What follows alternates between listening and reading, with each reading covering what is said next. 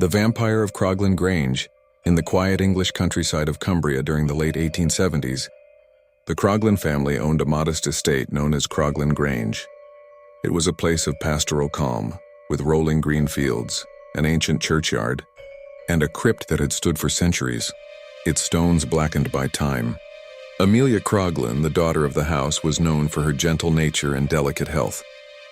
One summer night, as the air hung heavy with heat and silence, she lay awake in her chamber. The moon shone silver through her window, casting long skeletal shadows of the trees outside. She turned restlessly, when suddenly a faint glimmer caught her eye. Two eyes, burning unnatural, glowing like coals, stared at her from the darkness beyond the glass. Amelia froze, her breath shallow. At first she thought it a trick of the moonlight, but the gaze remained, steady, unblinking. A figure emerged from the gloom, its skin pale and corpse-like, its frame gaunt and tall. It moved with an eerie deliberation, pressing closer to the window pane. Then came the sound, the faint scrape of claws against the glass. Amelia wanted to scream, but her voice caught in her throat.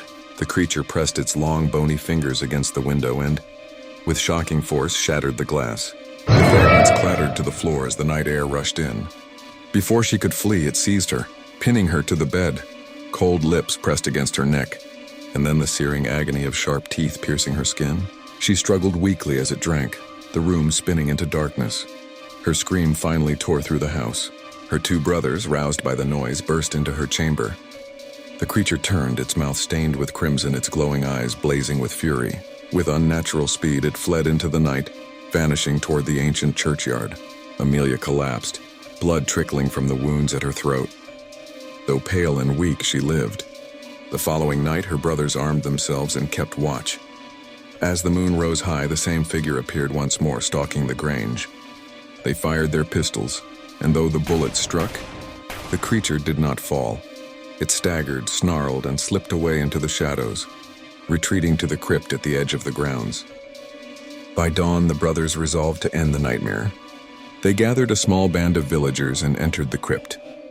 The air was thick with decay, and the coffins within had been disturbed, their lids askew. One coffin in particular drew their attention. Inside lay a body that was strangely intact, its skin not withered like the others but bloated, with fresh blood caked around its mouth. With grim determination, the brothers drove a stake through its chest. The body convulsed, letting out a ghastly hiss before falling still. To ensure no return, they set the coffin alight, flames consuming it until nothing remained but ash and charred bone. After that night, no strange figure was ever seen at Croglin Grange again.